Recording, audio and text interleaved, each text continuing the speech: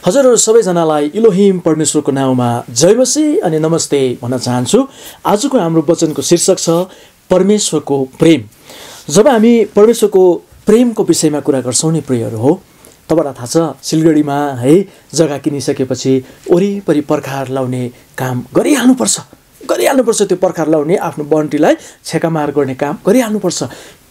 त्यसले गर्दा के हुँदो रहेछ भन्दा चाहिँ एउटा सुरक्षाको कुरा त्यहाँनिर हामी देख्छौँ। परमेश्वरको प्रेमको विषयमा कुरा गर्दै गर्दा यिर्मिया 31:3 परमेश्वरको अनन्तको प्रेमको विषयमा हामी पाउँछौँ।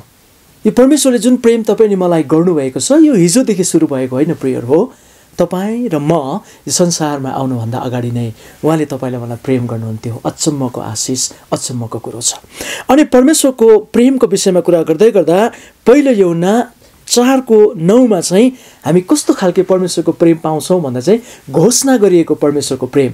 परमेश्वरले केवल म तिमीलाई प्रेम गर्छु मात्र भन्नु भएन, तर उहाँले आफ्नो एकलौते पुत्रलाई पठाइ पनि दिनुभयो अनि यो पुत्र कल्वरी क्रुसमा बलिदान भएर तपाईँ र मेरो लागि अनन्त जीवन कमाइ पनि दिनुभएको छ।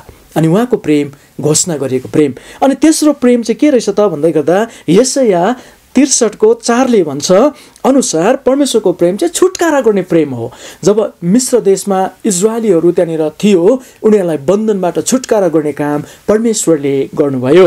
अनि रोमी 8:39 अनुसार चाहिँ परमेश्वरको प्रेम चाहिँ खुरन्दारसँग गरिरहने प्रेम। मैले तपाईँलाई पर्खालको कुरा अघि गर्दै थिएँ, सिलगढीमा वरिपरि बार्नुपर्ने कुरा गर्दै थिएँ। यस्तै प्रकारले नि तपाईँ र मेरो जीवनको वरिपरि परमेश्वरको प्रेमले एउटा पर्खाल बनाइदिनु भएको छ। अनि त्यो पर्खालले चाहिँ हामीलाई सुरक्षा दिने काम गर्छ।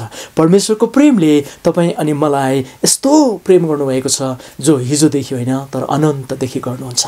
हेर्नुहोस् त, यो प्रेम गर्ने परमेश्वर हुनुहुन्छ। गर्छु मात्रै भन्नु भएन, म तँलाई प्रेम गर्छु मात्रै भन्नु भएन, तर उहाँले घोषणा पनि गरिदिनु भयो। अनि उहाँले छुटकारा दिने प्रेम गर्नुभयो। अनि उहाँको प्रेम चाहिँ कहिले पनि नसकिने प्रेम हो प्रियहरू हो। उहाँको प्रेम खुरन्दारसँग तपाईँ र मसँग रहनेछ। अनि यो प्रेमले चारैपट्टि तपाईँ र मलाई एउटा पर्खाल बनाएर सुरक्षा दिने काम पनि गरेको छ। प्रभुले तपाईँलाई यति धेरै प्रेम गर्नुहुन्छ, तपाईँलाई, तपाईँको परिवारलाई, तपाईँको साथीभाइलाई पनि प्रेम गर्नुहुन्छ। अनि आज यो प्रेम गर्ने परमेश्वरलाई तपाईँ अनि मैले पनि प्रेम गरौँ अनि आशिषको भागीदार बनाऊ। परमेश्वरले तपाईँ अनि तपाईँको परिवारलाई आशिष दिउन्। जय मसीह।